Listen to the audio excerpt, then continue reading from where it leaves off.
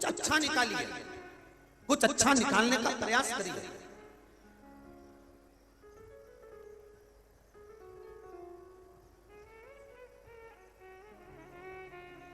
कितना सुंदर दर्शन अशोकनगर का होता है साहब।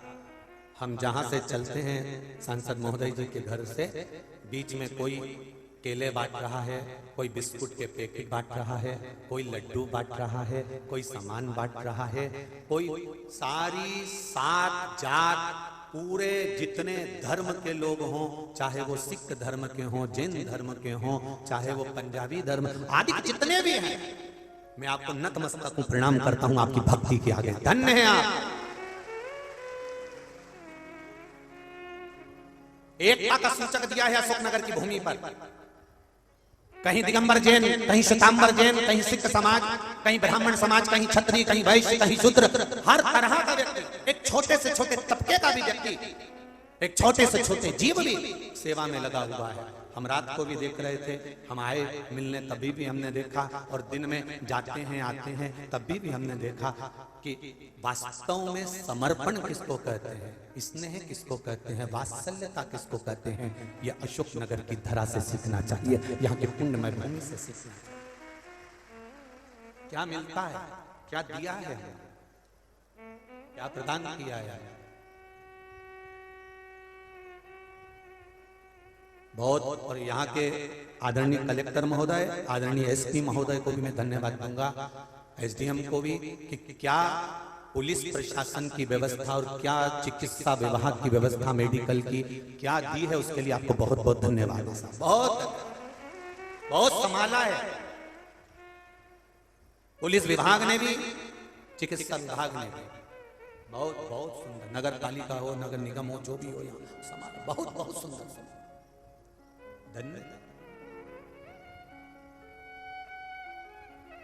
और जब अपने नगर में कोई धार्मिक आयोजन हो तो मेरा निवेदन है, जैसे आज आप सब सातों जात सारे धर्म एक हो गए हैं, जब अशोकनगर में कोई धार्मिक कार्य हो या अपने नगर में हो तो ऐसे एक हो जाना चाहिए, ऐसी एकता होना चाहिए। ये एकता का बिंदु है, ये सुख है। और जब सब एक हो जाएंगे तो किसकी सामर्थ्यता है फिर कोई आंख दिखा ले। 3 बैल, कितने बैल? 3 बैल जंगल में घूमते ठाठ से शान से, 3 बैल जंगल में घूमते हैं ठाठ से और शान से। शेर शिकार करने आता है और बैल उसको मारकर भगा देते। शेर ने एक व्यक्ति से पूछा कि मैं इन बैलों का शिकार कैसे कर सकता हूं, ये तो मुझे मार कर भगा देते हैं। तो विद्वान था वो व्यक्ति, उसने कहा एक काम करो कि इन बैलों में आपस में झगड़ा करा दो। जब बैलों में झगड़ा हो जाएगा सब एक दूसरे से दूर हो जाएंगे, कोई किसी के साथ नहीं चलेगा। जब अकेला रह जाएगा तो कभी भी निपटा लेना। और उस शेर ने एक को बुलाया, उसको भड़काया कि तेरा भाई बैल ऐसा है, वो ऐसा है, वो इस धर्म का है, वो इस संप्रदाय का है, वो इस जगह का है, उसने ऐसा कह दिया, उसने वैसा कह दिया। अब बैलों में झगड़ा हो गया, कोई किसी के साथ जंगल में नहीं जाता, सब अकेले अकेले जाते हैं। पहला बैल जंगल में अकेला गया और अकेला गया तो उसका शिकार शेर ने करा। दूसरे बैल देख रहे थे, उन्होंने कहा कौन बचाए, अरे अभी तो लड़कर गया था, मेरा मेरा कर रहा था, जा अच्छा शेर इसको खाए। एक को बैल को शेर खा गया, दूसरा बैल फिर जंगल में गया, उसको भी खा लिया गया। तीसरा बैल फिर जंगल में गया तो शेर ने पूछा उस बैल से, बैल तुझे मालूम है कि तेरे साथ वाले ये भाई कैसे मरे हैं? बैल कहता है मैं तो जानता था कि ये तेरी चाल है कि इन सब धर्मों को, सब शास्त्रों को, सब तरह के सनातनियों को एक दूसरे से विभाजित कर दो, फिर एक एक करके निपटा दो। ये राजनीति तो पहले से चली आ रही है। अरे शेर, मैं समझ गया था, ये मेरी बुद्धि में बैठ गया था और मैं जानता हूं कि अब मेरा भी शिकार हो जाएगा। तो अशोकनगर वासियों और जितने आस्था चैनल पर और फेसबुक यूट्यूब पर कथा सुन रहे हैं, सनातन धर्म में एक होकर रहना। तुम्हारा बाल बाका नहीं हो सकता, तुम्हारा कोई शिकार नहीं कर सकता। जब टूटोगे तो शिकार हो सकता। जब एक दूसरे के विरोध में खड़े हो जाओगे तो कोई तुम्हारा शिकार कर सकता है, पर जब तक एक बनकर रहोगे किसी की सामर्थ्यता नहीं है साहब।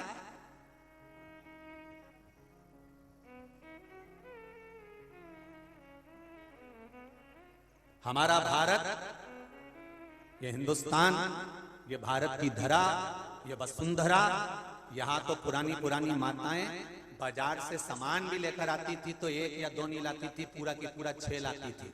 अगर गिट्टी का, वो धागे की गिट्टी होती ना, वो 1 लाती नहीं थी, सेट लेके आती थी। कितनी गिट्टी का सेट? अरे बोले जम क्या, 6 गिट्टी, 12 गिट्टी। बर्तन भी लाती थी ना, तो बर्तन वाले से कहती थी, बर्तन वाले से कहती थी कि 1 कटोरी दो, नहीं, बर्तन वाले से क्या कहती थी, जम के बोलो जरा, 6 कटोरी का सेट दो, 12 कटोरी का सेट दो, 4 कटोरी का सेट दो।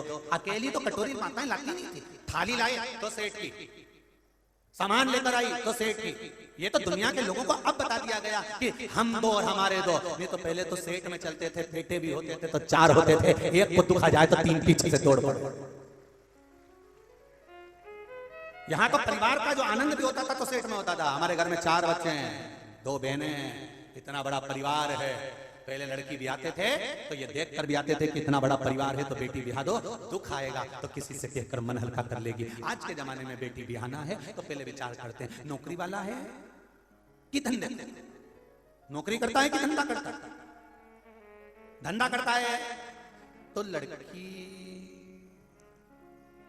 विचार करूंगी तब दूंगी। अगर नौकरी करता है, भले कैसा भी नौकरी कर रहा हो, पर नौकरी वाला लड़का चाहिए। क्यों? क्योंकि दूसरी जगह नौकरी करेगा तो ये डोकरा टोकरी के चक्कर में नहीं पड़ेगा, मेरी लड़की पे ध्यान देगा, इन बुढ़ा बुढ़ी को छोड़ के आराम से जिंदगी जिएगा। नौकरी वाला चाहिए।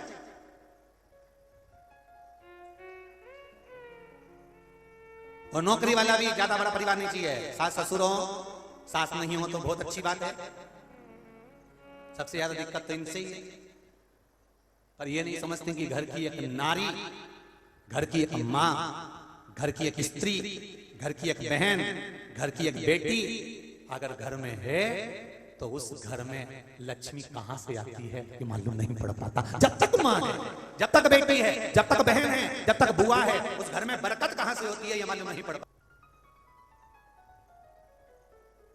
नारी तत्व को पहचानो तो उसको जानो।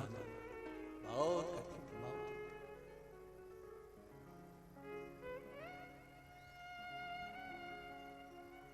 महेंद्रनाथ क्या कहना चाहते हैं? महेंद्रनाथ जी कहते हैं मैं जाएगा तो स्वर्ग जाऊंगा। अहंकार व्यक्ति का जब जाता है तब उसको स्वर्ग नहीं भी जाना होता है तो वो स्वर्ग चले जाता है। अहंकार में 3 गए, धन, वैभव और वंश, ना मानो तो देख लो रावण, कौरव और कंस। ये तीनों अहंकार में चले गए, इनका अभिमान जाएगा तो ये परमात्मा तक पहुंच सकता। इनको जाने में दिक्कत नहीं।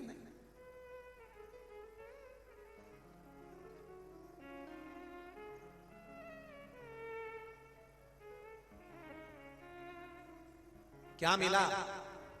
कोई आपसे कहे शिव महापुराण की कथा में गई थी, 7 दिन कथा सुनी, पंडाल में 7 दिन तक पड़े रहे। हम रात्रि को भी आए थे और यहाँ पर जितने 10-12 हजार लोग जो रोज प्रतिदिन पंडाल के अंदर सो रहे हैं उनसे मिलने के लिए आए थे। तो हम ये विचार कर आपसे बात करने आए थे कि आपको क्या मिला। ये विश्वास कहता है इस व्यासपीठ का, जितनी जगह कथा करते करते आए हैं वहां भी फोन लगाकर पूछ लेना और ये पत्र इसका निर्णय देते हैं कि क्या मिलता है शिव महापुराण की कथा सुनकर। जब कथा सुन लोगे 7 दिन पूरे हो जाएंगे, आप अपने घर में तारीख लिख लेना कि इतनी तारीख को कथा विराम हुई थी और उसका 3 महीना मिला लेना। कुछ ना कुछ मेरा देव अधिदेव महादेव आपके यहाँ कर ही देगा, ये निश्चित है। भाग्यशाली हो अशोकनगर वालों, और जो 26 तारीख से मंदसौर में कथा होने वाली है, भाग्यशाली हो आप, किस्मत वाले हो। लाखों लाखों लोग कल जितने पंडाल थे कहीं जगह नहीं, और आज भी पूरे पंडाल गाड़ियों की छतों पर लोग बैठे हैं, कहीं कानों पर चढ़कर सीलिंगों के पास में लोग चढ़कर बैठे हुए हैं। कहां जगह? कितना विश्वास होगा आपका, कितना भरोसा होगा आपका? ना तो यहाँ पर आपको कोई प्रसाद बांटा जाता है, ना आपको कोई पैसा देकर बुलाता है। केवल एक चीज के बल पर आप यहाँ आते हो और वो है शंकर जी के प्रति आपका विश्वास, उसके सिवाय कुछ।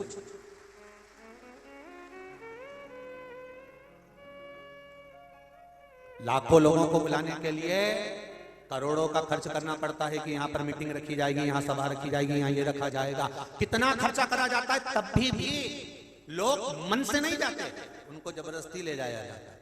पर यहाँ किसी ने भी आपको ये नहीं कहा होगा कि तू जबरदस्ती चल तो किसी ने कहा? और ऐसा कहकर कोई नहीं लाता। और तुम आती भी नहीं, रहने दे रही, मैं तो यहीं अच्छी, मैं तो मेरे घर ही सुन लूंगी और टीवी के सामने बैठी जाऊंगी। पर नहीं, उन्होंने विचार करा हमारे गांव से 50 किलोमीटर दूर, हमारे यहाँ से 25 किलोमीटर दूर, हमारे यहाँ से 80 किलोमीटर दूर, हमारे यहाँ से 100-150 किलो 200 किलोमीटर दूर कई लोग ट्रालियां भर भर कर लेकर आए। जब हम लोग आते समय तो इधर से आते, जाते समय इधर से जाते, क्योंकि भीड़ बहुत रहती है। तो हमने देखा लोग ट्रालियों में भर भर कर आए। उनसे भी निवेदन है, तुम भक्तों को ट्रालियों में भर कर लेकर आए हो, 3 महीने में सोयाबीन कितना भर कर लेकर जाते हो, ये भी अंदाजा लगा लेना, ये भी अंदाजा लगा लेना। अभी भक्तों को भर कर लेकर आए और 3 महीने के अंदर सोयाबीन कितना भरते हो और कितना मिलता है। एक पत्र आया है, देखिए उस पत्र को।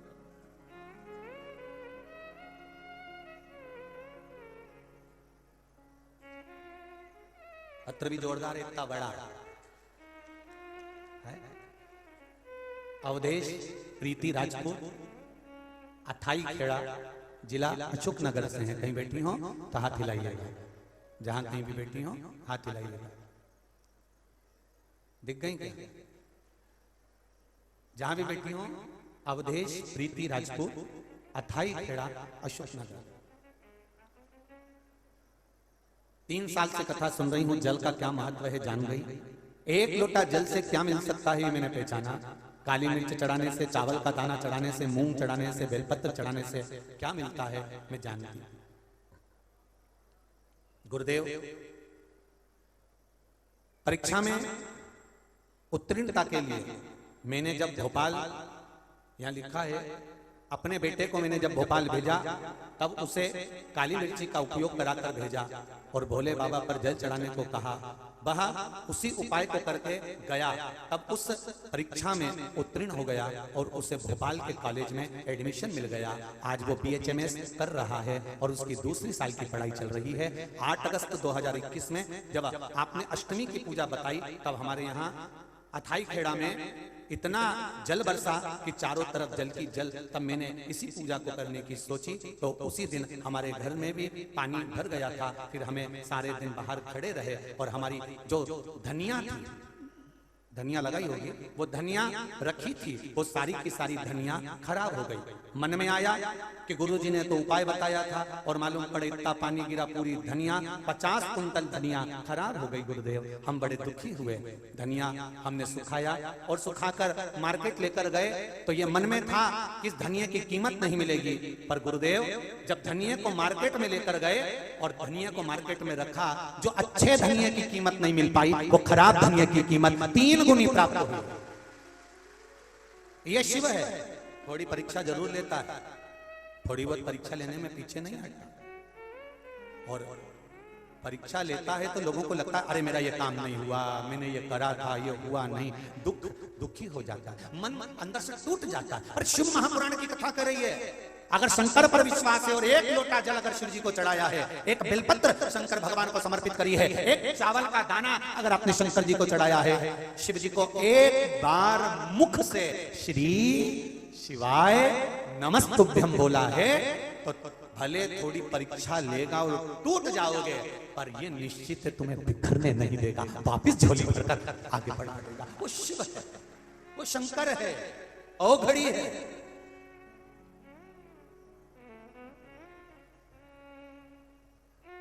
जिसको आजीवन कारावास हो गई हो, क्या वो रिहा हो सकता है? जरा विचार करिए। एक पत्र आया,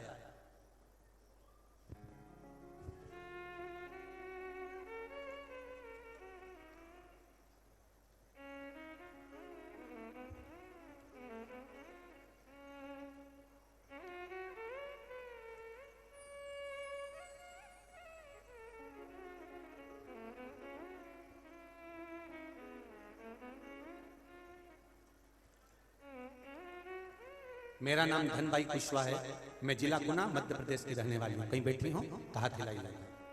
मेरे पुत्र को झूठे केस में फंसा दिया गया और जिससे उसे आजीवन कारावास की सजा हो गई थी। आजीवन कारावास हो गया था। गुरुजी, मुझे किसी ने बताया, जिसमें 2021 से मैंने आपकी कथा सुनना प्रारंभ किया, किसी ने बताया कि कथा सुनो, उससे कुछ मिलेगा जरूर।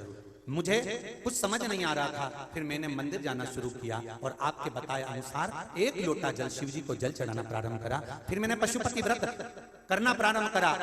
तीसरा पशुपति व्रत हुआ और मेरे बेटे को जमानत मिल गई और उसकी रिहाई बाद में हो गई। ये शिव है। और घड़ी अकाल मृत्यु वो मरे जो काम करे चंडाल का, और काल उसका क्या बिगाड़े जो भक्त हो महाकाल का। शंकर के उपासक शिव की भक्ति कोई साधारण नहीं हो सकती।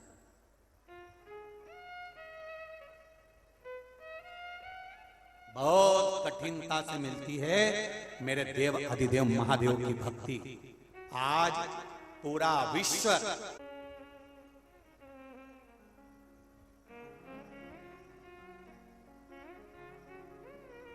फिर निवेदन करूंगा, मौका मिले अपने नगर में, अपने शहर में, अपने क्षेत्र में, जब शिव महापुराण की कथा हो, सारी जात, सभी समाज, सभी धर्म, सभी वर्ण, सभी संप्रदाय एक होना चाहिए। निंदा नहीं, बुराई नहीं, हमारे शिव की ओर अग्रसर होकर सनातन धर्म की पहल सम्मुख में लाकर छोड़ना चाहिए। एक होकर जीवन का वो आनंद कहीं नहीं मिल सकता।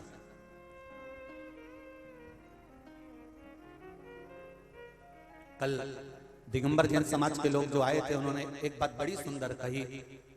आदरणीय सांसद महोदय कृष्णपाल जी यादव जी से भी कह रहे थे, हमसे भी कह रहे थे कि ऐसा मजमा, ऐसा आनंद, ऐसी लीला, कह रहे थे हमारे 70 साल 75-80 साल हो गए अशोक नगर में, ऐसा आनंद जिंदगी में नहीं देखा जो आज देखे। ये आनंद मैं दिगंबर जैन समाज के सभी भाई बंधुओं को कहना चाहूंगा, ये आनंद आपके भीतर का, जब अंदर से आनंद आता है ना, तो सब में आनंद ही नजर आता है। ये निश्चित है, ये निश्चित। कोई संप्रदाय, कोई धर्म किसी को तोड़ना नहीं चाहता, बस केवल हमारी बुद्धि, हमारा चित्त, हमारी वृत्ति तोड़ उसको जोड़ना, जोड़ो उसको। जहां शिव महापुराण की कथा होती है, होने वाली होती है, वहां पर पहले समस्याएं बहुत आती है। कोई अभी हम महाराष्ट्र में कथा करने गए थे, परली बैजनाथ के जजमान सोमानी जी से पूछना कि उनकी आंख में आंसू भरे हुए थे। कथा नहीं होने के पहले इतना लोगों ने टॉर्चर कर दिया था कि ये ऐसा कर रहे हैं, वो वैसा कर रहे हैं, ये यूं हो गया, वो यूं हो गया। उसके बाद में कथा हुई हिंगोली में, मंडी प्रागण्य में।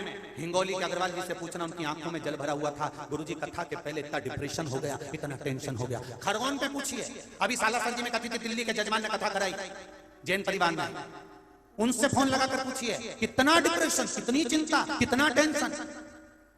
कोई उनको कुछ कहे, कोई गुरुजी को कुछ कहे, कोई आयोजन को कुछ कहे।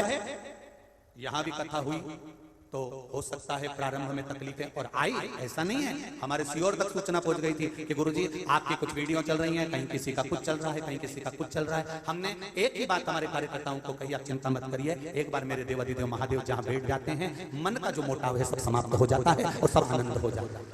और अभी ये कथा समापन होगी, मंदसौर में चालू हो जाएगी, और मंदसौर में भी क्रम कहीं ना कहीं कुछ ना कुछ, जब तक कथा चालू नहीं होगी तब तक विधर्मी कहीं ना कहीं भले किस रूप में आग लगाएंगे, पर आग लगाकर सनातन धर्म को तोड़ेंगे कि जुड़ ना जाए, इकट्ठे ना हो जाए, सारी माताएं, सारे पुरुष, सारे बच्चे, सारी नवयुवक बेटा बेटी एक जगह पर ना आ जाए। इसलिए विधर्मी लगे कि इनको तोड़ा जाए, नवयुवक बेटियों को तोड़ा जाए, नवयुवक बेटों को तोड़ा जाए।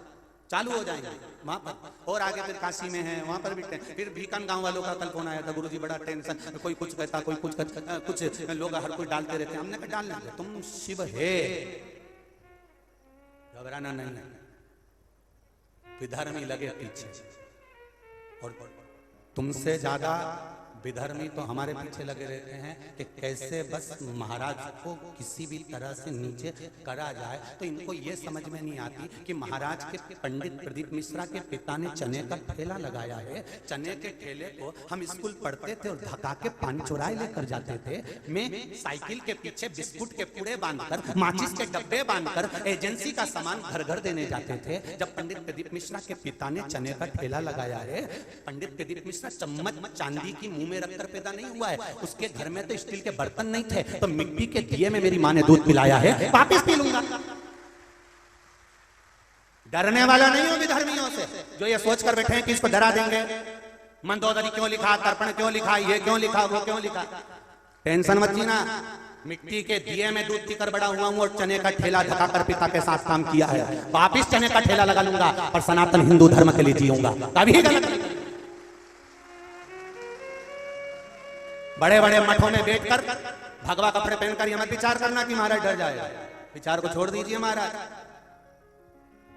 आपको एसी के कमरे पसंद है, हमको जमीन पर रहना पसंद है।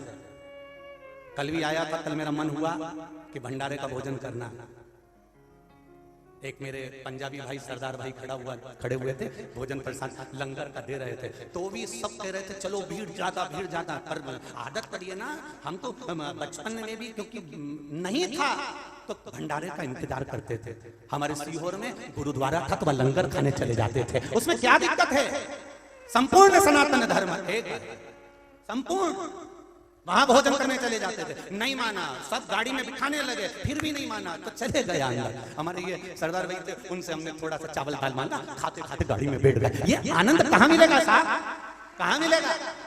तुम चांदी की थाली कहाँ में खाना खाना पसंद करते हो, हम मिट्टी के अंदर बैठ कर भी दाना निकाल कर खा लेते हैं, उस भोजन को करना पसंद करते हैं। सनातन धर्म टूटने नहीं दूंगा। बड़ी मुश्किल से इन सनातनियों को एक करा है, शिव मंदिर में लाकर छोड़ा है। इनको विभाजित मत करो, चाहे बेटे हो चाहे बेटियां हो, दूसरे के कहने पर सनातन धर्म को मत तोड़ो, इसको जोड़ो।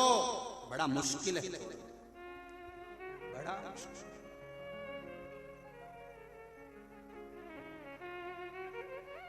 फिर वही बात, उठो जवान देश के वसुंधरा, ये देश है पुकारा, ये देश है पुकारता, उठो जवान देश के वसुंधरा पुकारती, उठो जवान देश के वसुंधरा पुकारती, ये देश है पुकारता पुकारती माँ भारती, ये देश है पुकारता पुकारती माँ भारती। जिस कथा को आप सुनो उसमें से अच्छा निकालने का प्रयास करो, कथा में से गलतियां छांटना छोड़ो, विचार करना छोड़ दी। हाथ उठा दिया, आगे आगे 80 साल की बूढ़ी अम्मा बैठी थी, उसने हाथ नहीं उठाया। महाराज जी ने पूछा क्यों रही अम्मा, तो स्वर्ग नहीं जाएगी? बूढ़ी अम्मा धीरे से डंडा टेक के उठी और 4 दांत थे बूढ़ी अम्मा के, बाकी के सब जड़ी गए थे। और अम्मा बोली महाराज जब ये सब की सब स्वर्ग चली जाएगी तो मेरा अशोक नगर तो वैसे ही स्वर्ग बन जाएगा, क्योंकि 24 घंटा झगड़ा करती, 24 घंटा लड़ाई करती, दिन भर क्लेश मचाती, तो इनको स्वर्ग जान दो महाराज, मैं तो मेरे मोहल्ले को स्वर्ग बना लूंगी। ये गई, शांति हुई और स्वर्ग बन गया। अब स्वर्ग कहाँ है? स्वर्ग किस जगह पर है? जहां तुम्हारे हृदय में शीतलता हो, जहां तुम्हारे हृदय में शांति हो, जहां तुम्हारे हृदय में नम्रता हो, जहां तुम्हारे हृदय में करुणता हो।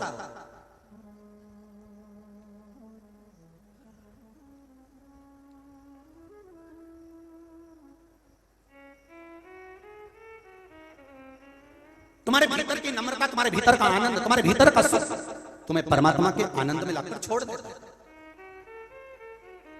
बस अभिमान जाना चाहिए। अहंकार में 3 गए धन वै बहु और वंश, ना मानो तो देख लो रावण कौरव और कंस। ये अभिमान में चले गए, अभिमत्ता में, अहंकार में चले गए।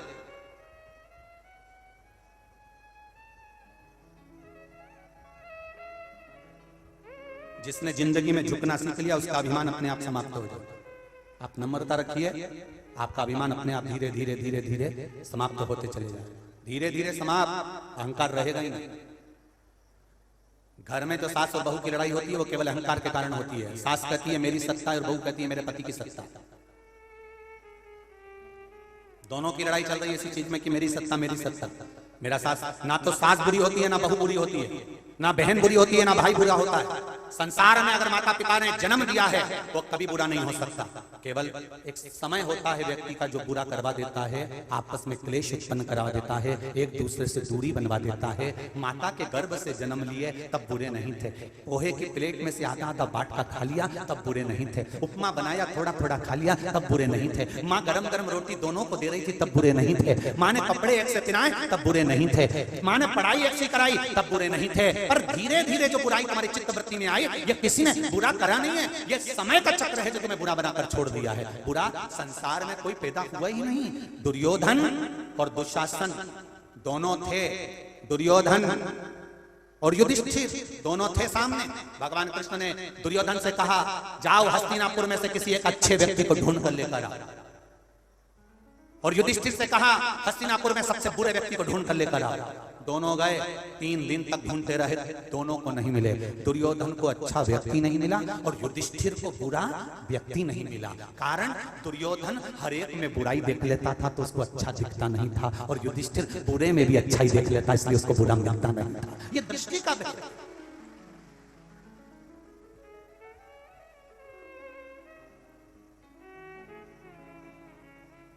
ये दृष्टि का भेद है। आप अच्छा ढूंढोगे तो आपको अच्छा मिलेगा, कथा में से अच्छा ही छाटोगे तो अच्छा ही मिल जाएगी, कथा में से बैठकर दिन भर बुराइयां छाटते रहोगे तो बुराइयां मिल जाएगी। दिन भर बैठकर बुराइयां छाटेंगे तो बुराई मिलेगी। और बुराई छाटने वाले थे तो भगवान राम ने भी बुराई छाट ली। जब राम जी महाराज ने गिद्धराज जटायु का अंतिम संस्कार करा तो वहां पर खड़े हुए कई लोगों ने मन में सोच लिया, बताओ इनका पिता राम राम राम राम कहकर मर गए तो उनका अंतिम संस्कार नहीं करा और दूसरे का करते फिर। जब राम जी को नहीं छोड़ा जीजी अशोक नगर वाली, तो तुम्हें और हमें छोड़ेंगे दुनिया के लोग? कौन छोड़ेगा? राम जी ने जटायु का अंतिम संस्कार करा था, और राम जी से पूछा कि तुमने जटायु का अंतिम संस्कार करा, तुम्हारे पिता तड़प तड़प कर मर रहे थे, राम राम कहकर मर रहे थे, उनका अंतिम संस्कार क्यों नहीं करा? राम जी कहते हैं ये समझने वाले को चाहिए। कहने वाले ने तो कह दिया कि दूसरे का अंतिम संस्कार करते फिर रहे हैं और खुद का पिता मरा हुआ बड़ा है, उनका अंतिम संस्कार नहीं करा। राम जी ने कहा समझने वाले को चाहिए, दशरथ जी के तो ढेर पुत्र हैं जो अंतिम संस्कार कर सकते हैं, पर जटायु का कौन सा पुत्र था जो अंतिम संस्कार करता? इसलिए राम ने करा, इसलिए राम ने करा है। समझने वाला अच्छा ही निकल सकता था, पर उसने वहां पर भी बुराई की। दुनिया है।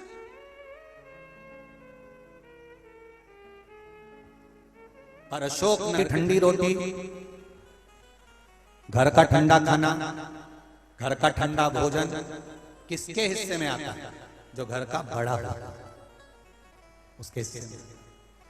एक घर में जो बूढ़ी माँ होती है ना, बूढ़ा पिता होता है, बूढ़ी माँ होती है, सबसे पहले भोजन करने से पहले माताओं की आदत रहती है, पहले जाके रसोई घर में देखती है क्या बचा था और क्या नहीं बचा था। तो जाकर उसने देखा कि रात की रोटी रखी है, तो बहू ने जैसी गर्म भोजन लाकर रखा, घर की बूढ़ी माँ ने कहा नहीं नहीं बेटा दाल अच्छी बनी है, मुझे ठंडी रोटी ला।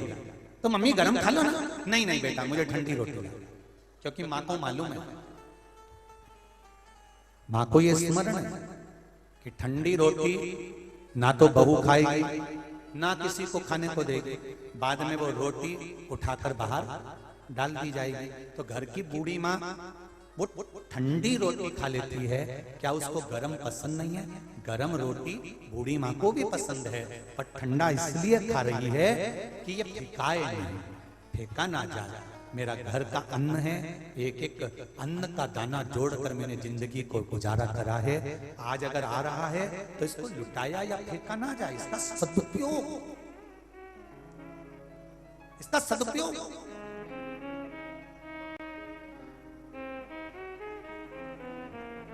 क्या विष, क्या अमृत? क्या शंकर भगवान को अमृत नहीं चाहिए था?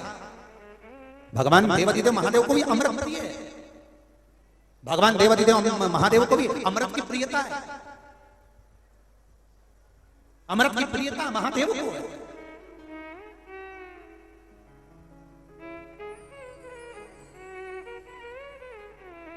क्या मेरे भोले बाबा को अमृत प्रिय नहीं? अमृत प्रिय है। माता पार्वती जी ने देवादिदेव महादेव से कहा सारे देवता अमृत पी रहे हैं और तुम्हारे लिए विष ला कर रख दिया। शंकर भगवान कहते हैं मैं घर का बड़ा हूं, इसलिए मुझे विष पीकर चलना पड़ेगा, थोड़ा संभल कर चलना पड़ेगा, सबको लेकर चलना पड़ेगा। ये सबसे बड़ा ज्ञान शिव महापुराण का है। अगर भगवान आपको कुर्सी दे, पद दे, प्रतिष्ठा दे, बड़ा बनाए तो सबको लेकर चलने का भाव रखिएगा। तोड़ने का सबको लेकर चले।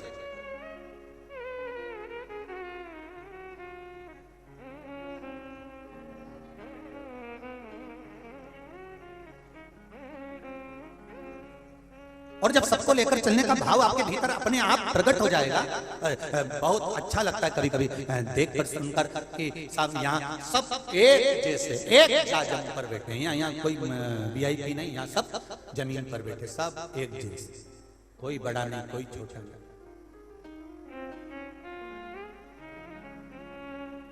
सब एक जमीन पर बैठे,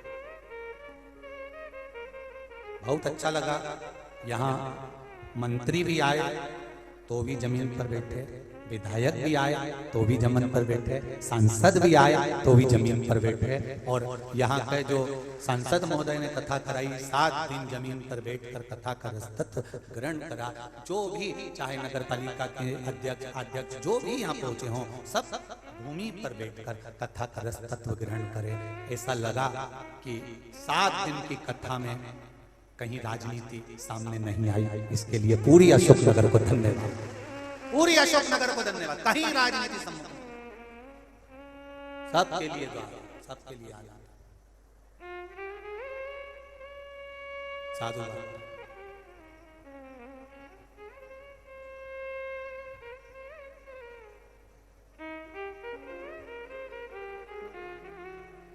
डॉक्टर कृष्णपाल जी ने कुछ नियम हमारे भी तोड़वा दिए। यहाँ पर हम अपने कमरे से नहीं निकलते। कथा, सत्संग, संध्या, उपासना, लाला की सेवा, महादेव की पूजन, छोटा शिव जो हमारे साथ हमारी बेग में रहता है उसकी भक्ति करना, रुद्राक्ष का जितना स्मरण कर सकते हैं उतना स्मरण करना, जितना बेलपत्र का स्मरण कर सकते हैं उतना उसका स्मरण करना, शिव नाम का जाप करना। हम नहीं निकलते, पर बहुत सालों के बाद ये सांसद महोदय ने नियम तोड़वा दिया।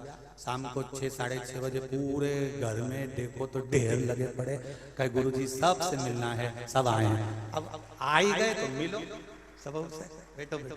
बहुत बहुत कुछ नियम तुमने तोड़वा दिया है, बाबा की कृपा। पर अच्छा लगा सभी से मिलकर।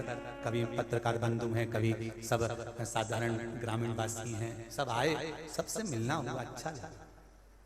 सबसे सबका प्रेम, चाहे प्रशासनिक लोग हों, चाहे सेवा के भाव वाले बेटा बेटी हों, सब ने खूब प्रेम से खूब आनंद लिया। भक्ति है।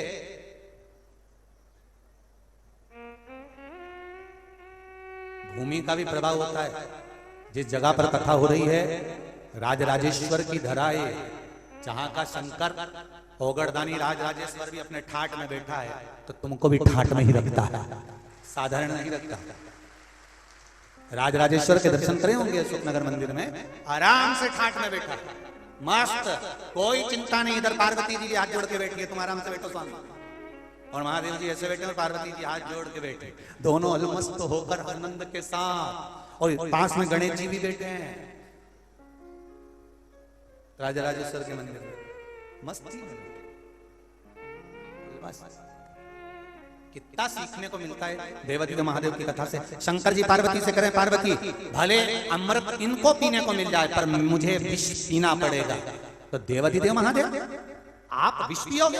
शंकर भगवान कहते हैं पार्वती केवल मैं अकेला विष नहीं पीऊंगा, तू मेरी अर्धांगिनी है, और तू अर्धांगिनी है, लोग कहते हैं तू शक्ति है, आद्य शक्ति, आधा शिव आधा पार्वती।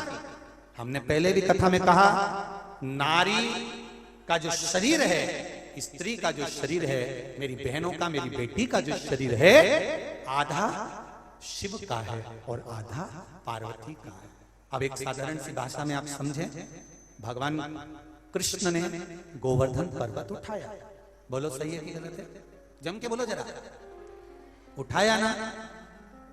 पर भगवान कृष्ण से पूछा गया कि तुमने गोवर्धन पर्वत उठाया, तो भगवान कृष्ण ने एक शब्द कहा, कछु माखन को बल बड़ो, कछु गोपियन को सान, राधा जू की कृपा से गोवर्धन लियो है हाथ। अब भगवान से पूछा कि तुमने गोवर्धन पर्वत उठाया, भगवान कृष्ण कह रहे राधा जू की कृपा से गोवर्धन लियो है आज।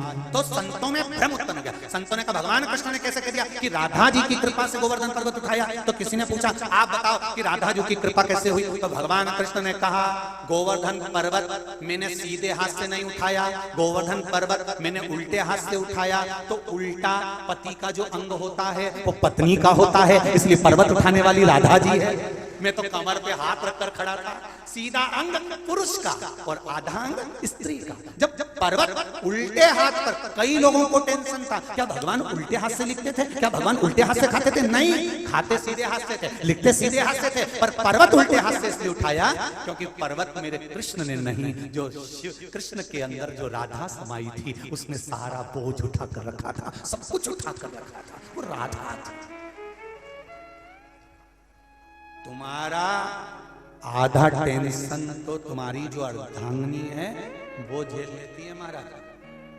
पर्वत उठाकर चिंता मत करो, तुम तो कमर पर हाथ रखो, कमर कसो, बाकी का टेंशन राधा जी। कछु माखन को बल बड़ो, कछु गोपियन को, राधा जू की कृपा से गोवर्धन। ये राधा की कृपा कुछ हो गई तो पर्वत हस्तकमल पर ले लिया, पर्वत हाथों पर ले लिया। तो यहाँ शिव कह रहे हैं मैं अकेला विष नहीं पीऊंगा, पार्वती मैं अकेला विष नहीं पीऊंगा। तो विष कौन पिएगा। शंकर भगवान कहते हैं पुरुष की इतनी सामर्थ्यता नहीं कि वो विष पी ले, केवल दुनिया में एक की सामर्थ्यता है, वो है स्त्री नारी। विष पीकर भी अपनी जिंदगी को जीती है, अपने जीवन को आगे। केवल एक नारी, केवल एक स्त्री विष पीकर भी अपनी जिंदगी को आगे बढ़ाती है। कितना दुख बड़ी हुई समझाया गया। भाई से होड़ मत करा कर, वो तेरा भाई है, दबा कर रखा गया। सही कपड़े पहनाकर भाई की होड़ मत करा कर, समझाते समझाते शादी कर दी तो वहां पर भी दबाव बना दिया गया। पति है तुम्हारा, सम्मान करा करो, होड़ मत करा करो, ज्यादा अपनी बुद्धि मत चलाया करो, शांति से रहा करो, घर में रहो।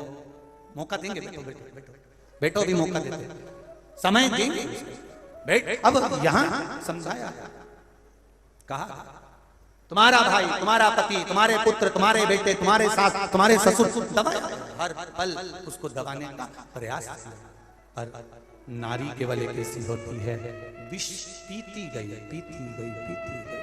कोई ने अपशब्द कहा, पीती गई। नारी है वो नारी, पर शक्ति कितनी प्रबल है उसकी। मैं अकेला विष नहीं पीऊंगा। शिव जी कहते विष तुम्हें पीना है। पार्वती कहती है मैं, हाँ, क्योंकि संपूर्ण परिवार का, संपूर्ण ब्रह्मांड का जो बोझ है वो माता पार्वती के ऊपर है।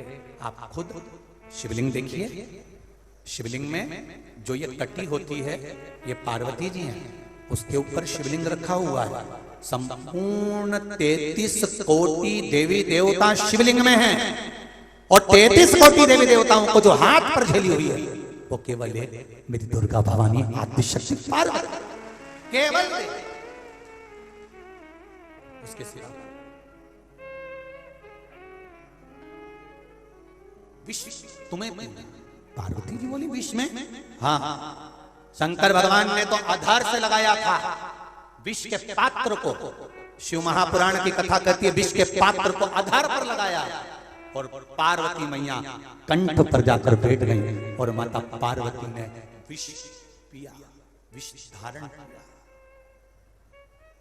शंकर भगवान विष नहीं पिए। शंकर भगवान ने तो केवल एक ही बार विष पिया था, जिस समय पूतना भगवान कृष्ण को विष पिलाने आई थी।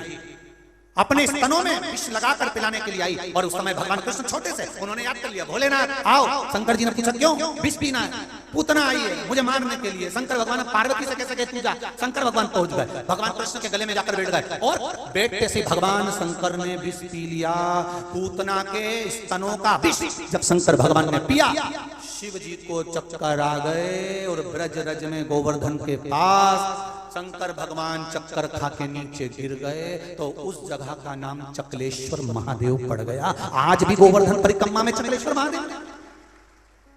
कौन कौन गया चकलेश्वर महादेव? करें दर्शन आप लोगों ने? गिरिराज जी की परिक्रमा करने जाओ तो बीच में चकलेश्वर महादेव पड़ते हैं। चकलेश्वर जहां चक्कर खा गए भगवान की। कितने पति का जरा सा बीपी ऊंचा नीचा होता है तो पलंग पर पड़ा रहता है, और नारी का बीपी ऊंचा नीचा रहता है तो भी रसोई घर में काम करती रहती है। शक्ति है वो, आद्य शक्ति, जो विष पीकर भी अपने भीतर उतारने के बाद भी अपने जीवन को आनंदमय जीती, वो नारी। आज किसी ने एक पत्र भेजा था, उस पत्र में लिखा था, गुरुजी क्या मंदसौर में जो शिव महापुराण की कथा मिल रही है, उस कथा में हमें नवरात्रि के कुछ उपाय प्राप्त हो सकते हैं? बिल्कुल। 7 दिन की शिव महापुराण की कथा, जो मंदसौर पशुपतिनाथ की नगरी, मंदोदरी माता का मायका, रावण की जो ससुराल है, उस पावन धरा से जो कथा मिलेगी, उस कथा में पहले दिन कौन सा उपाय, माता रानी को किस चीज का सामग्री चढ़ा दी जाए जिससे हमारे जीवन में लक्ष्मी की कभी कमी ना आए। दूसरे दिन अगर शरीर में रोग आ गया, बीमारी आ गई, तो दूसरे दिन क्या चीज, उसको कथा के दूसरे दिन तीसरे दिन रोज प्रतिदिन का वर्णन उस कथा के माध्यम से कर दिया जाएगा। जिसके यहाँ संतान नहीं होती हो, जिसके यहाँ कर्जा बढ़ रहा हो, तो उसमें प्रतिदिन उसका वर्णन आए, आप उसका स्मरण करें, उसी दिन स्मरण करें, प्राप्त होगा। प्राप्ति का केंद्र आद्य शक्ति। कंठ पर बैठ गई, विष का पान किया, मां विष का पान करी, कंठ पर। बहुत पीना पड़ता है विष, बहुत। शिव जी का कंठ जला। पार्वती जी ने शिव जी से कहा, कंठ में मैं बैठी हूं और जलन हो रहा है, एक काम करिए नाथ, जो गौ माता प्रकट हुई है, 5 गाय जो प्रकट हुई है, उन 5 गाय का दूध निकालिए, आपका अभिषेक करवाइए। शंकर भगवान का अभिषेक गाय के दूध से होना चाहिए। पर आज के जमाने में लोग गौ माता को ज्यादा नहीं रखते, भैंस माता को ज्यादा रखते हैं। किसी से पूछा कि तुम गाय क्यों नहीं रखते, तो कहा गाय पतला दूध देती है, दूध कम देती है, भैंस दूध ज्यादा देती है और मोटा दूध देती है, तो उसमें पानी कितना भी मिला लो मालूम नहीं पड़ता। तो हमने कहा गाय माता और भैंस माता में अंतर तो है। अरे गुरुजी पूरा अंतर है, गाय का दूध तो 1 किलो 2 किलो 2.5 किलो इससे ज्यादा निकले ही, और भैंस का दूध तो एक बार में 5 किलो। हमने कहा वाह, नहीं, हमने कहा गाय और भैंस में अंतर तो है, तो इतने में तो हाँ गुरुजी बहुत अंतर है, बहुत। गाय बार बार बीमार पड़ी जाए, भैंस तो बीमार ही नहीं पड़े। हमने कहा नहीं, हम ये नहीं बोल रहे, हम तो ये बोल रहे हैं गाय और भैंस में अंतर तो है। तो क्या तुम कौन सा अंतर बताना चाहते हो गुरुजी? हमने कहा गाय और भैंस में केवल एक ही अंतर है कि गाय का जो छोरा होता है बछड़ा, बछड़े को कहते हैं बैल, बैल को कहते हैं नंदी, नंदी पर बैठते हैं भोले। जब बुरा समय आता है तो बछड़ा, बैल, नंदी शंकर जी से कहता है, इसने मेरी गौ माता की बहुत सेवा करी, इसको जरा बैकुंठ तक छोड़ या कृपा कर, बहुत सेवा कर।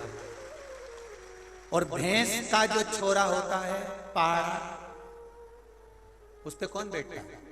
यमराज। तुमने खूब भैंस को मल मल के निलाया तो पाड़ा यमराज से कहता है, इसने मेरी माँ का खूब दूध पिया है, इसको नरक लेके आ जा। बस इतनी कृपा। अब मन तुम्हारा, तुम गाय की सेवा करो चाहे भैंस की करो, मर्जी तुम्हारी है। पर इतना याद रखना कि दोनों के छोरा होशियार हो गए, पढ़े लिखे हैं, वो अपनी माँ को बुरे हालत में देखेंगे तो छोड़ेंगे नहीं। अब तुमने अगर गौ माता की स्थिति देखी है तो नंदी शिव जी से कहेगा इसका क्या करना है, और तुमने अगर भैंस की खूब सेवा करी तो वो पाड़ा भी यमराज से कह देगा, इसने मेरी माँ की खूब सेवा करी, इसलिए मैं चाहता हूँ कि इसने मेरी माँ की सेवा करी तो मेरे पास में रहे, इसलिए इसको नरक लिया आओ तुम अच्छे से, यही इसको धोएंगे लपक लपक के। इसने भैंस को धोया, अपन इसको धोएंगे लपक के।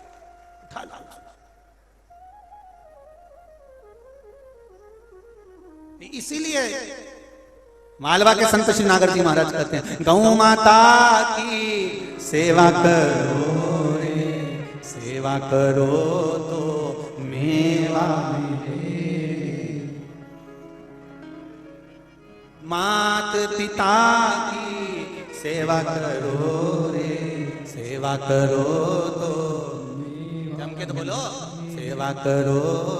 देवती देव महादेव को हर तरफ ढूंढा जा रहा है, भगवान शंकर को। शिव गए कहां, शिव गए कहां? तब माता पार्वती जी ने कहा, बहुला गाय के पुत्र मनोरथ को मारने के लिए शिव खड़े हुए थे, तो बहुला गाय ने शंकर भगवान को निगल लिया, पेट में रख लिया,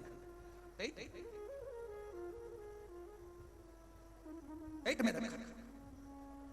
और बहुला गाय का पुत्र को मारने के लिए शिव जी आगे आए, तो शंकर भगवान को बहुला गाय ने अपने पेट में रख लिया।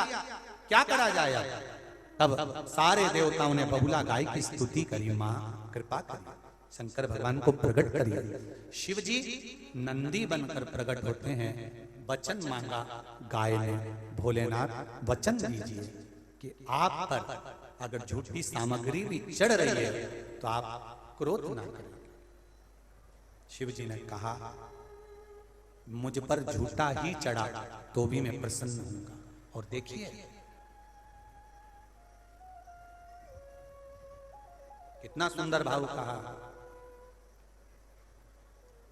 तेरी सेवा में जल ले आई, उसे मछली भी झूठा कराई। शिव जी को जल चढ़ाया जाता है, वो मछली का चढ़ा। तेरी सेवा में दूध ले आई, उसे बछड़ा भी झूठा कराई। शंकर जी को दूध चढ़ाया जाता है। सनातन धर्म का नियम, गाय का दूध निकालने वाला पहले बछड़े को छोड़ता है, फिर गाय का दूध निकालता है। तो वो गाय का दूध भी झूठा है जो शिव जी को चढ़ रहा है, जल भी झूठा है, मछली ने झूठा कहा। तेरी सेवा में फूल ले आई, इसे भंवरा भी झूठा। तेरी सेवा में फूल लाई, उसको भंवरे ने झूठा कर दिया। जल लाई, मछली ने झूठा कर दिया। दूध लाई, बछड़े ने झूठा कर दिया। और प्रसाद बनाकर लाऊं तो चींटी ने झूठा कर दिया, मक्खी ने झूठा कर दिया। संसार की ये वस्तुएं तुझे चढ़ाऊं, ये तो झूठी है मेरे नाथ। शंकर जी कहते हैं, ये मनुष्य भी दिन भर 50 बार झूठ बोलता है। जैसे मैंने जल स्वीकार करा, दूध स्वीकार करा, मनुष्य अगर झूठ भी बोला है, शिव कहते हैं तो भी मैं उसे स्वीकार कर लेता हूं। ये संसार सारा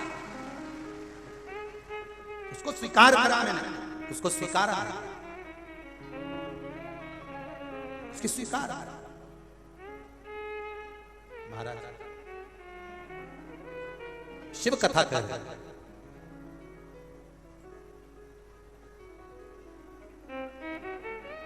भगवान शिव का संवाद कर, भगवान शंकर की करुणा कथा कर, भगवान शिव का संवाद कर, शिव कथा करते हैं। तेरी सेवा में जल ले आई, उसे मछली भी झूठा कराई। जल कैसे चढ़ाऊं भोले, कैसे महादेवा, भोले कैसे करूं रे सेवा। बड़ा मुश्किल है शिव का भक्ति, पर शंकर भगवान को आडंबर नहीं, शिव जी को कुछ नहीं चाहिए, केवल चाहिए तो निर्मल मन, सो मोहि पावा। मोहि छल छिद्र कपट भगवान को नहीं चाहिए।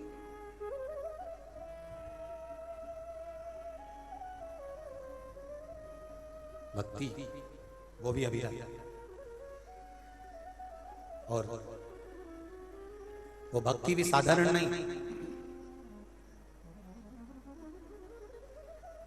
अविरल भक्ति।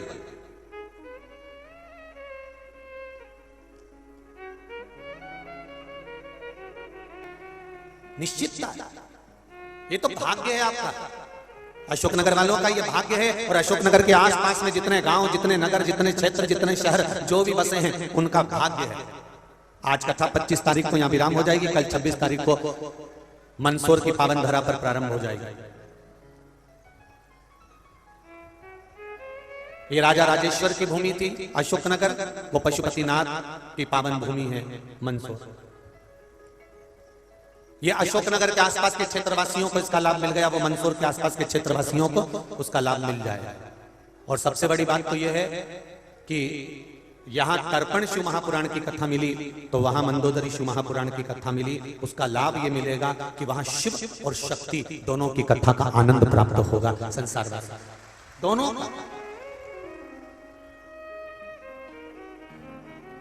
जैसे जाते जाते मेहमान कुछ दे गए, उसी तरह मेरा शंभू, मेरा ओघड़ी, मेरा दयालु, मेरा दातार, मेरा कुबेर भंडारी, मेरा शिव, मेरा ओघड़ी, ये कोई साधारण नहीं, ये भी कुछ ना कुछ देता है। बस एक पत्र आया है, देखिए।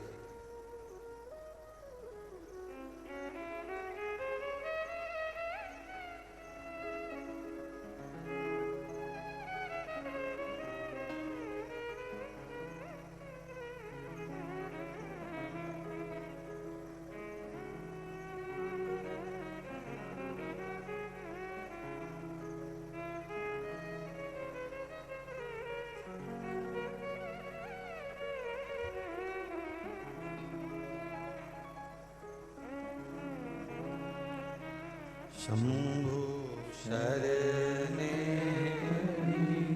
मांगू घड़ी रे घड़ी दुख गाटू दया करी न दर्शन आपू।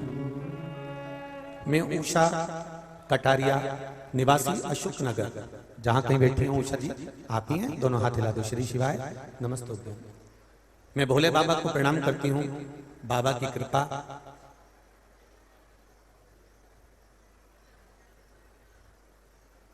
मैं किराए के मकान का किराया भी 2013 को, मेरे पति को हार्ट का बड़ा ऑपरेशन हुआ, इसी कारण मेरा मकान, दुकान सब थे, सब बिक गए। मेरी माँ हमारा खर्चा चलाने के लिए रुपए भेजती थी। गुरुजी, मैं बहुत ही दुखी थी। भोले कौन सी परीक्षा ले रहे हैं समझ नहीं पाई। 20 साल से जल तो मैं रोज ही चढ़ा रही थी, पर पता नहीं था कि जल चढ़ाने का नियम क्या था, पर कुछ ज्ञात नहीं था। कैसे जल चढ़ाया जाए, कैसे शिव को रिझाया जाए, समझ में नहीं आया। कभी मंदिर जाती, कभी नहीं जाती, कभी पहुंचती, नहीं पहुंचती, बस चली जाती। गुरुजी, एक दिन मंदिर में श्री शिवाय श्रीवास्तव भाभी जी मिली और उन्होंने बताया, गुरुजी सीहोर वालों की कथा सुना करो। आपकी कथा सुनकर ही सीखा है कि बेलपत्र, काली मिर्च का महत्व गुरुजी कैसे करना चाहिए। मेरे पति के कंधे पर बहुत दर्द आ गया और उनको शिवजी पर काली मिर्च चढ़ाकर उसका प्रयोग करा, उनका दर्द ठीक हुआ। फिर गुरुजी, मैंने पशुपतिनाथ का व्रत किया और मेरे बेटे के लिए मैंने ये व्रत करा था। भगवान से प्रार्थना करी कि बाबा कुछ नहीं मिला, पर आप तो कृपा करो। और पशुपति व्रत कर कर मैंने बच्चे के लिए जैसे ही उसकी पढ़ाई और नौकरी के लिए करा, बाबा की कृपा ऐसी हो गई कि उसको ये पढ़ाई भी पूर्ण होकर और बाबा की कृपा से उसको नौकरी भी बाबा की कृपा से प्राप्त हुई है। श्री शिवाय नमस्तुभ्यं। गुरुदेव, अब मेरे भोले बाबा ने मेरा हाथ पकड़ लिया और धीरे धीरे धीरे धीरे अब मैं समझना प्रारंभ हो गया। श्री शिवाय नमस्तुभ्यं। बैठिए। हर हर महादेव। कृपा किसको कहते हैं? शिव तत्व किसको कहते हैं? रिझाना, एक बार पुकारना, एक बार उससे दिल की बात कहना, सुनेगा। मैंने तेरे ही बंसी, तेरे ही भरोसे हवा बिच उड़ती जावांगी, बाबा डोर तो छठीला में कटी जावांगी। भोले मैं तेरी पतन, शंभो मैं तेरी पतन, हवा बिच उड़ती जावांगी, बाबा डोर तो छड़ी नामे कटी जावागी। बड़ी मुश्किल से नाल मिलिया मैनू तेरा गवारा है, ओ बाबा तेरा गवारा है। एक को तेरा आसरा मैनू तेरा गवारा है, ओ बाबा तेरा सहारा है। जो कट गई ना सतगुरु, जो कट गई ना सतगुरु, तो मैं लुटी जावांगी। बाबा डोर तो छड़ी नामे कटी जावांगी। भोले मैं तेरी पतंग, शंभो मैं तेरी पतंग। ये बड़ी मुश्किल से मिला। इसमें मेरा अहंकार का जो संबोधन है, अभिमान है, अहमता है, इस अहंकार को, इस अभिमान को, इस अभिमान के संबोधन को कहीं उठाकर फेंक देना चाहिए, कहीं ले जाकर डाल देना चाहिए। जहां अभिमत्ता आकर खड़ी हो जाए वहां फिर स्मरण का कोई सुख नहीं रहेगा। अभिमत्ता को दूर करो, अभिमत्ता कितना सुंदर लिखा है महाज्ञानी प्रखंड विद्वानों में विद्वान श्री देवाचार्य जी महाराज, जिनके एक शिष्य हुए श्री महेंद्र नाथ जी महाराज। एक बार महेंद्र नाथ जी अपने मित्रों के साथ में गुरुकुल में पढ़ने वाले सभी शिष्यों के साथ बैठे हुए थे, और जब महेंद्र नाथ जी बैठे हुए थे तो महेंद्र नाथ जी से किसी ने प्रश्न किया।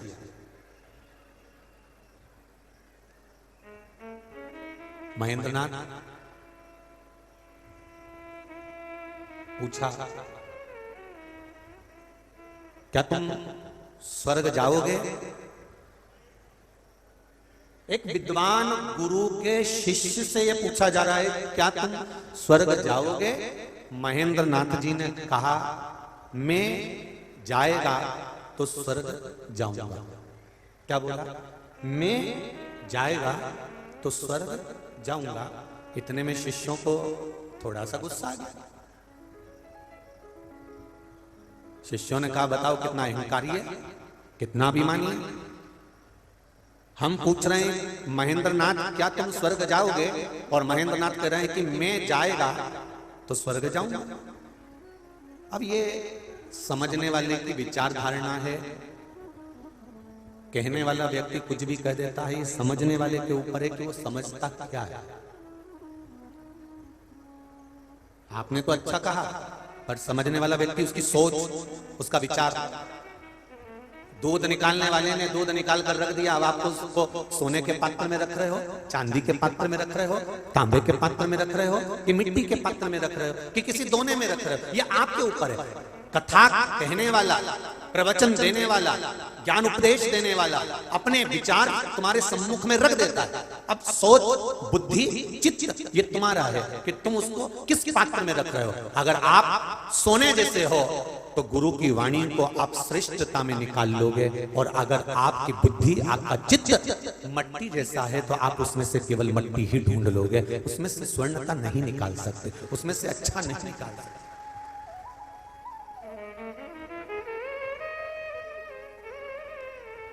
ये हमारी एक पत्नी ने पति से कहा, सुनो, बाथरूम में कपड़े पड़े हैं, धो दोगे क्या? कपड़े पड़े हैं, धो दोगे क्या? और इतना कहने के बाद पति चुप हो गया। पत्नी ने थोड़ी देर बाद कहा, धो दोगे तो ठीक है, नहीं तो मैं आके धो दूंगा। अगर धो दोगे तो ठीक है, नहीं तो मैं आकर धो दूंगी। अब पति की बुद्धि, फिर वही वाली बात आ गई कि स्वर्ण का पात्र है कि चांदी का पात्र है कि तांबे का पात्र है। पति समझ गया कि इसने कहा है कपड़े धो दोगे क्या, और धो दोगे तो ठीक है, नहीं तो मैं आकर धो दूंगी। पति उतने में समझ गया ये कपड़े धोने की बात नहीं कर रही है, बाद में मुझे धोने की बात कर रही। स्वर्ण पात्र और मिट्टी पात्र में अंतर है। अब उसने क्या कहा था और इसने क्या समझा ये उसके ऊपर। कहने वाला व्यक्ति ने कह दिया, आप क्या समझ रहे हो, आपकी वृत्ति क्या है, आपकी सोच क्या है, आप क्या निकाल रहे हो उसमें से, आप क्या धारण कर रहे हो उसमें से, ये आपके ऊपर। महाराज महेंद्र नाथ जी से पूछा, क्या आप स्वर्ग जाओगे? तो महेंद्र नाथ परम ज्ञानी, परम विद्वान, वेदों के मर्मज्ञ, आनंद कराने वाले देवाचार्य जी महाराज के परम शिष्य महेंद्र नाथ जी ने कहा, मैं जाएगा तो स्वर्ग जाऊंगा। ये बात शिष्यों को अच्छी नहीं लगी और समझे तो है नहीं, और गुरु जी के पास पहुंच गए। गुरुदेव गुरुदेव, गुरु जी बैठे हुए थे, स्मरण कर रहे थे। इन्होंने कहा, महेंद्र नाथ को बहुत अहंकार आ गया, हमने एक प्रश्न करा था गुरु जी, क्या तुम स्वर्ग जाओगे? तो महेंद्र नाथ ने कहा, मैं जाएगा तो स्वर्ग जाऊंगा। अब बताओ, ये कोई फालतू की बात नहीं होगी। इतने में गुरु जी ने कहा, ठीक है बुलाओ महेंद्र नाथ को। गुरु जी ने महेंद्र नाथ को बुलाया। ध्यान देना जरा, जितने लोग आस्था पर सुन रहे हैं और जितने लोग फेसबुक यूट्यूब पर सुन रहे हैं और जितने इस अशोक नगर की मंडी प्रांगण में सुन रहे हैं, वो बुलाया, महेंद्र नाथ को बुलाया। महेंद्र, आपसे प्रश्न किया गया था, क्या आप स्वर्ग जाओगे? तो आपने क्या जवाब दिया? महेंद्र नाथ कहते हैं, गुरुदेव मैं जाएगा तो स्वर्ग जाऊंगा, इतना सा मैंने बोला है गुरुदेव, इसके सिवाय मैंने कुछ नहीं बोला। अब मेरे शब्द को ये गलत विचार में ले जाए, चाहे मेरे शब्द को अच्छी जगह पर ले जाए।